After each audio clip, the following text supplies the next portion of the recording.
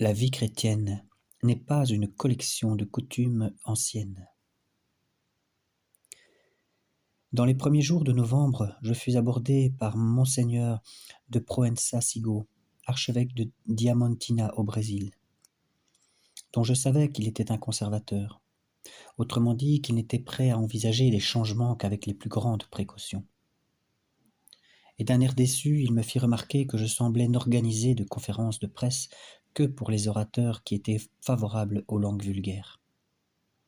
Je l'assurai que si un père conciliaire favorable au latin souhaitait s'adresser à la presse, j'étais à sa disposition pour organiser, pour lui, une conférence de presse. Il me dit qu'il connaissait un tel homme, et dans les 24 heures, il me présenta à Monseigneur de Castro-Mayer, évêque de Campos au Brésil. La conférence de presse eut lieu le 7 novembre et réunit une très nombreuse audience. « Pouvons-nous être sûrs, dit Monseigneur de Castro-Mayer, que la traduction de la messe en vernaculaire fera saisir aux fidèles toutes les nuances du texte latin ? Nous traitons là d'une question extrêmement sérieuse, sur laquelle on ne peut prendre de décision qu'après mûre réflexion. » Fin de citation. L'emploi d'une langue qui n'est pas immédiatement comprise par tous, j'ouvre les guillemets, donne une certaine dignité au service divin, une coloration mystérieuse, qui, dans une certaine mesure, est naturelle pour les choses de Dieu. Fermez les guillemets.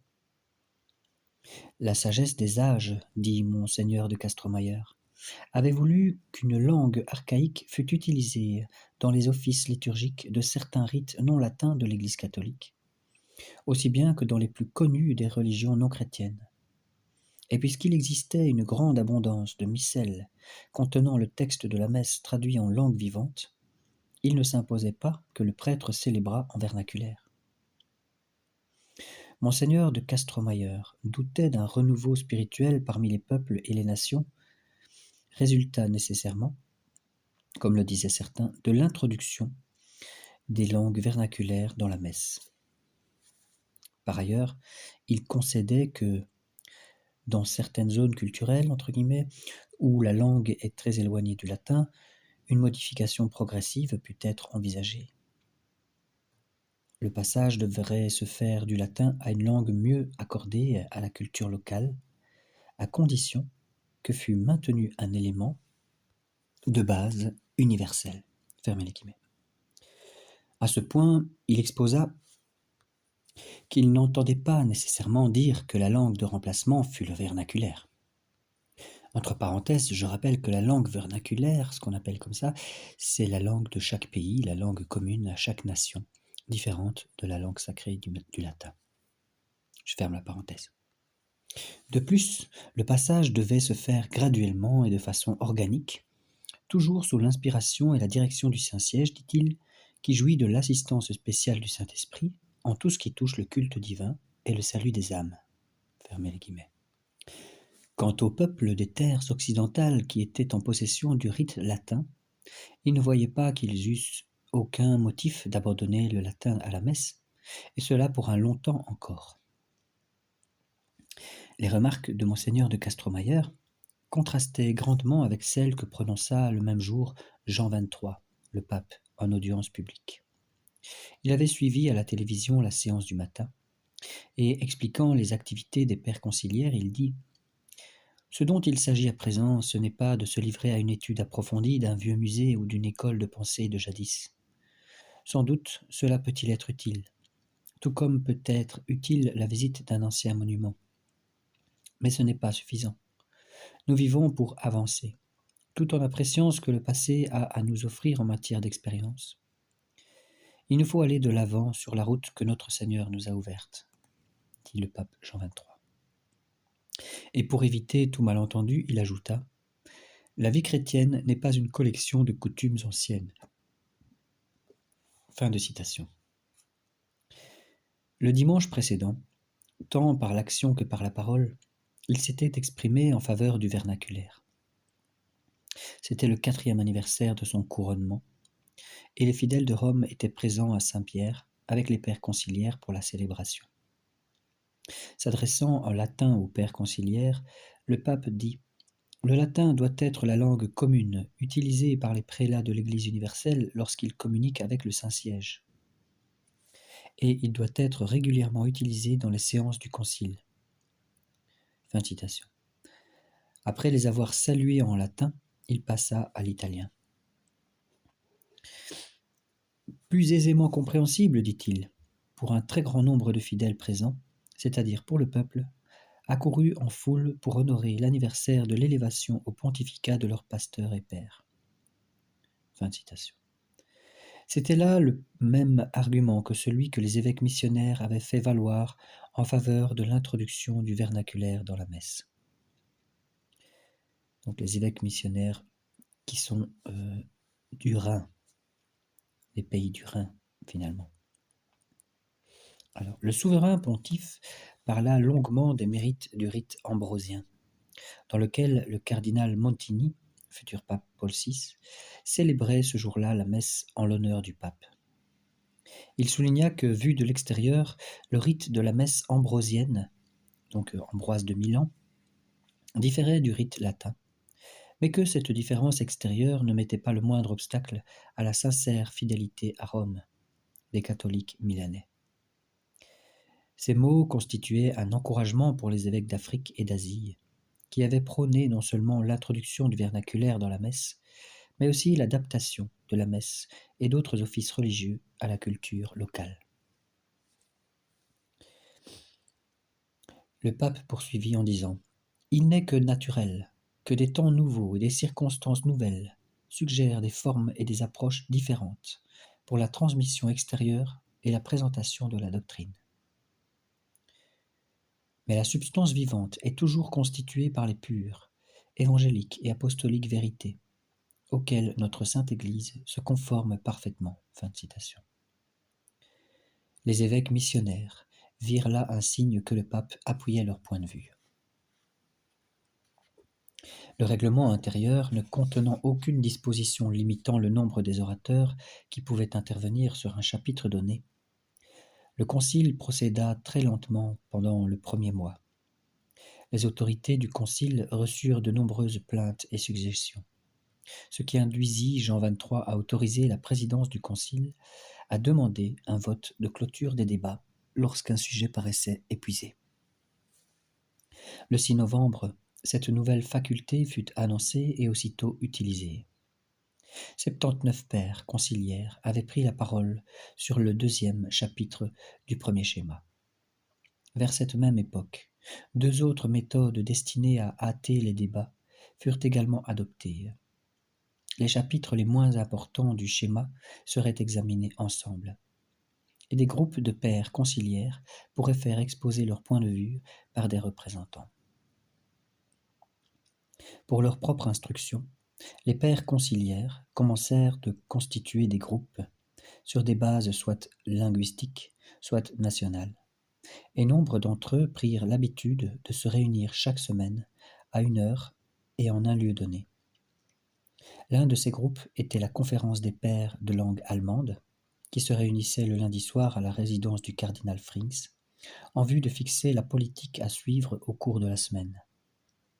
Parmi sa centaine de membres figuraient tous les évêques d'Allemagne, d'Autriche, Suisse, Luxembourg, Scandinavie, Islande, Finlande, ainsi que nombre d'évêques missionnaires et supérieurs généraux d'origine allemande, autrichienne et suisse. Sa force résidait non seulement en son unanimité au cours des discussions, mais aussi en ce qu'il agissait presque toujours comme un bloc. Tout au long de la discussion des 4 premiers chapitres du schéma sur la liturgie, la question du vernaculaire ne cessa de revenir sur le tapis. Soulevée en premier lieu et de façon plus ouverte à propos du chapitre 1, où étaient énoncés des principes généraux, elle le fut de nouveau à propos du chapitre 2, lors des discussions sur la messe, et du chapitre 3 qui traitait des sacrements, et du chapitre 4 consacré à l'office divin. Cette insistance sur l'introduction des langues vulgaires dans la liturgie paraissait souvent aux gens de l'extérieur comme un bavardage inutile, ou du moins non nécessaire. On aurait pu penser que la solution la plus simple était de laisser les pays dont les évêques étaient favorables au vernaculaire l'adopter, et les autres conserver le latin. Mais comme toutes les solutions simples, celle-là n'allait pas au fond des choses. Tant que les textes et rites latins seraient universellement utilisés dans l'Église, la curie romaine aurait compétence pour les vérifier et les contrôler.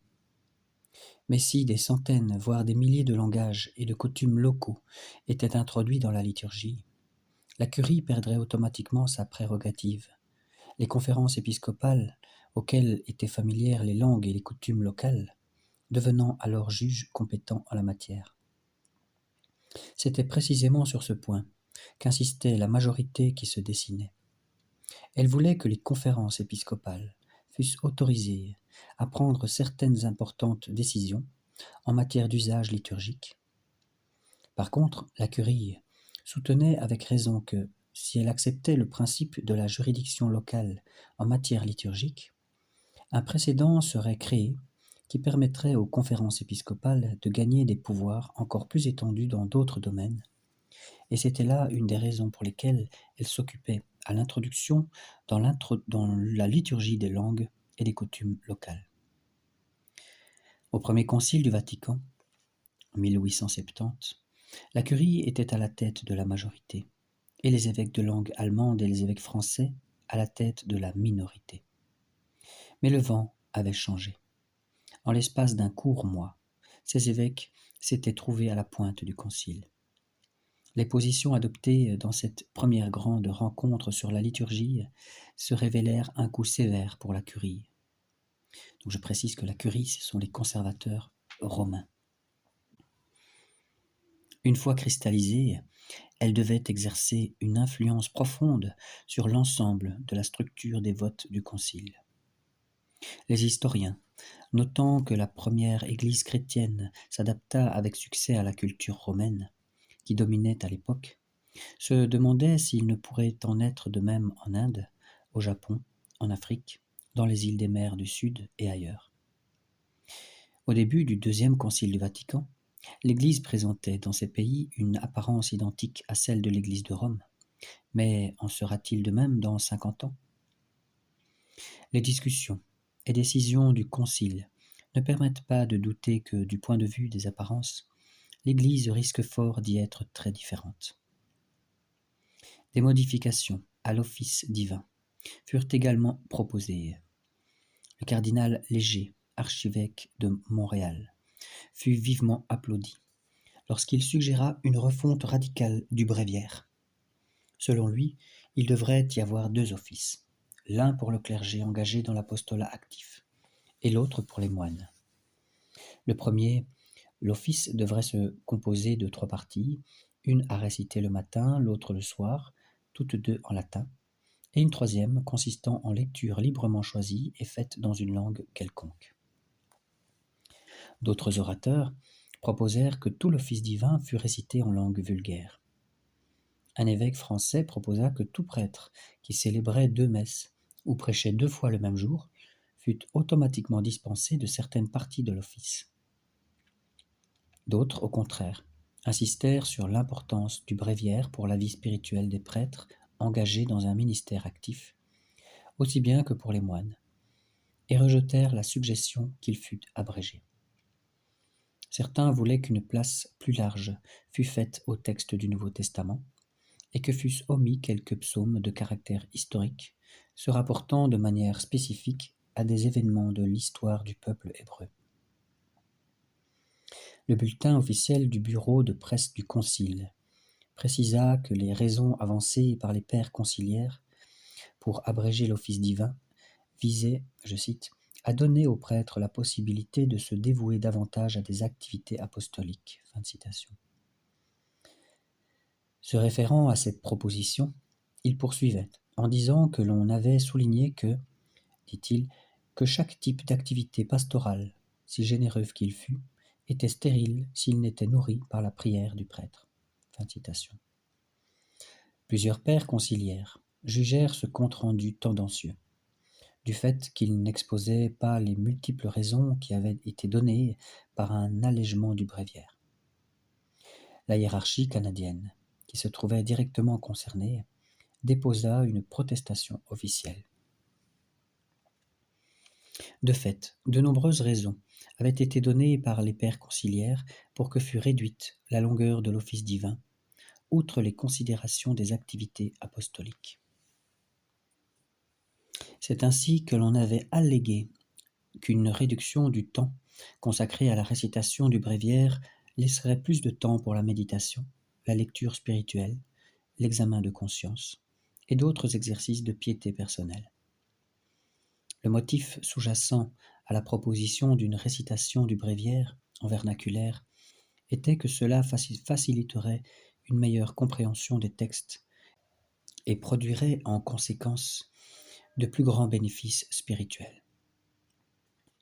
Pour hâter la procédure, les 4 derniers chapitres furent discutés ensemble. Il en résulta un kaléidoscope de propositions. Par exemple, on proposa l'établissement d'un calendrier liturgique universel. Bien que des arguments avaient été avancés à l'encontre, un consensus sembla se dégager en faveur d'une fixation de la date de Pâques, par exemple au premier dimanche d'avril, et il fut souligné qu'une entente devait être recherchée sur ce point avec les églises orientales et protestantes, ainsi qu'avec les autorités civiles. On suggéra également des moyens de permettre aux fidèles d'observer les dimanches et les fêtes d'obligation avec plus de régularité. Il fut entre autres proposé que le précepte dominical fût transféré à un jour de la semaine pour les personnes qui étaient empêchées d'assister aux offices du dimanche. En outre, Monseigneur Paul Schneider, évêque d'Aix-la-Chapelle en Allemagne, suggéra que le jeûne de Carême fût limité au mercredi des Cendres, au vendredi saint et au matin du samedi saint. Il avança 2 raisons. L'une était que les hommes modernes n'observaient pas la loi en raison de la vitesse de la vie moderne et de la tension nerveuse généralisée, fin de citation. Et l'autre que nombre d'évêques et de prêtres se dispensaient eux-mêmes du jeûne sous prétexte qu'il les privait de l'énergie dont ils avaient besoin pour s'acquitter de leur vaste tâche pastorale. Si évêques et prêtres ne jeûnaient pas, fit observer Monseigneur Paul Schneider, il était difficile d'attendre des fidèles qu'ils le fissent. Par ailleurs, la vie chrétienne, dit-il, ne pouvant subsister longtemps sans esprit de pénitence et de renoncement. Il convenait d'inciter constamment les fidèles à faire des sacrifices déterminés. Le dernier orateur à prendre la parole le 30 octobre fut Monseigneur San Sierra, auxiliaire de l'évêque de San Juan de Coyo en Argentine. Il exprima l'espoir que ne serait pas oublié, je cite, le désir qu'avait un très grand nombre d'évêques et de prêtres de voir le nom de Saint Joseph inclus au canon de la messe. Fin de citation. Le 5 novembre, la même demande fut faite avec plus de détails par Monseigneur Cousineau, évêque de Cap-Haïtien à Haïti, ancien supérieur de l'oratoire de Saint-Joseph à Montréal, qui demanda que le nom de Saint-Joseph, époux de la très sainte Vierge Marie, fût introduit dans la messe chaque fois qu'il y était mentionné le nom de la très sainte Vierge Marie. À la fin de la 18e congrégation générale, tenue le 13 novembre, le cardinal secrétaire d'État fit une déclaration à ce propos.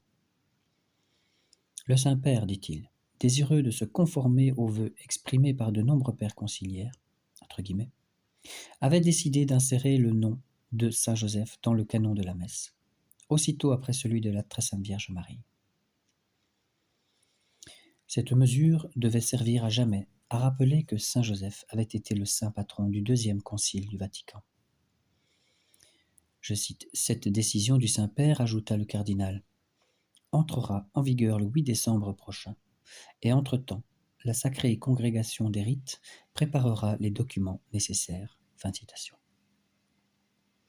Le cardinal Montini, futur pape Paul VI, devait dire plus tard que cette initiative inattendue avait été, entre guillemets, une surprise faite au concile par le pape. Fermez les guillemets. Certains milieux critiquèrent sévèrement Jean XXIII d'avoir pris ce qu'ils appelaient une mesure indépendante, pendant que le concile œcuménique était à l'œuvre. En fait, ce décret n'était que l'aboutissement de campagnes, sporadiques mais intenses, menées depuis 1815. C'est-à-dire des centaines de milliers de signatures d'évêques, de prêtres et de laïcs étaient parvenues au Vatican. Les campagnes avaient été particulièrement intenses lors de l'annonce de la convocation du premier concile du Vatican par Pie IX et de celle du deuxième concile du Vatican par Jean XXIII.